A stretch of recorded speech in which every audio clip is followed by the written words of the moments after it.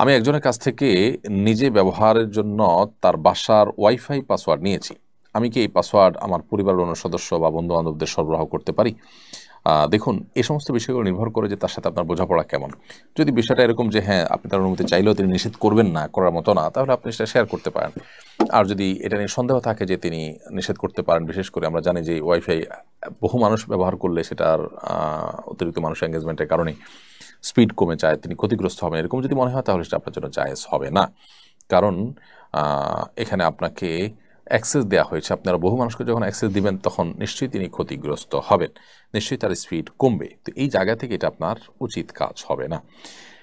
এরপর প্রশ্ন হলো, আমার কবুতরের সঙ্গে অন্য কবুতর চলে এসেছে, কার কবুতর জানি না, এখন আমার করণীয় কি?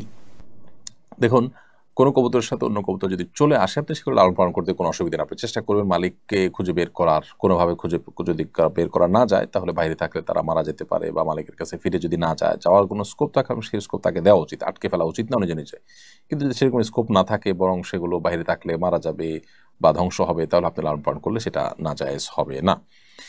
এরপর প্রশ্ন হলো, একজন দাড়ি টুপিওয়ালা মানুষ প্রশ্ন ফাঁস করার কারণে যতটুকু সমালোচনা হয়েছে, সম্প্রতি একজন হিন্দু প্রিয়নাথ নামে তিনি প্রশ্নপত্র ফাঁস করে বিপুল পরিমাণ অর্থ আত্মসাৎ করেছেন, অথচ এটা নিয়ে তেমন কোনো সমালোচনা হচ্ছে না। এর কারণ কি?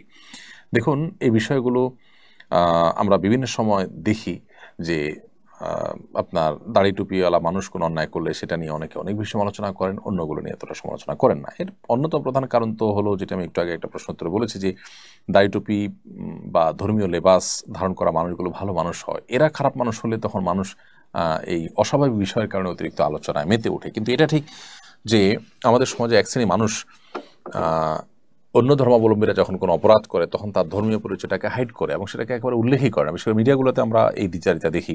আর এর বিপরীতে মুসলমানদের ক্ষেত্রে ইমাম করলে ইমাম, তারপরে হুজুর, আলেম, তাদের সেই পরিচয়টাকে খুব বড় করে তুলে ধরে। এটা তো একটা চক্রান্ত সন্দেহাতীতভাবে। এবং এ ধরনের শয়তানি কর্মকাণ্ড যারা করে থাকে, তাদের সমস্ত শয়তানি কর্মকাণ্ড করে মূলত ইসলাম থেকে মানুষকে তারা দূরে সরাতে পারবে না, ইসলাম প্রতি মানুষকে বিত্তশ্রদ্ধ করতে পারবে না। কিয়ামত পর্যন্ত ইসলাম সামনে অগ্রসর হতে থাকবে, তারা নিজেদেরকে ধ্বংস করছে বা ধ্বংসের দিকে তারা নিজেদেরকে টেনে নিয়ে যাচ্ছে। তো আমরা অবশ্যই ব্যক্তিগতভাবে আমরা যখন এই সমস্ত কাজের প্রতিবাদ করব, তখন আমাদেরকে লক্ষ্য রাখতে হবে যে আমরা তাদের সে সমস্ত ষড়যন্ত্রের শিকার যেন না হই। অর্থাৎ ধর্মীয় পরিচয় বা আপনার ধর্মীয় আপনার ক্রিয়াকর্ম, এগুলোর ভিত্তিতে একটা মানুষকে আমরা তুলোধনা করলাম, কিন্তু একইভাবে অন্য ধর্মাবলম্বী একজন মানুষ যখন করছে তখন তার ধর্মীয় পরিচয়টাকে আমরা একেবারে ছোট করে দেখলাম। এটা দ্বিচারিতা ছাড়া কিছু না। অনেক মুসলমান সন্তানরা আমরা এই এই টাইপের কাজ করি, যেগুলো আসলে সুশীল সুলভ কাজ, তথাকথিত সুশীল সাজার একটা চেষ্টা হয়ে থাকে। এটা আমাদের উচিত নয়। আমরা যখন একটা পলিসি অবলম্বন করবো, সেটা আমাদের সব ক্ষেত্রেই ঠিক থাকা উচিত।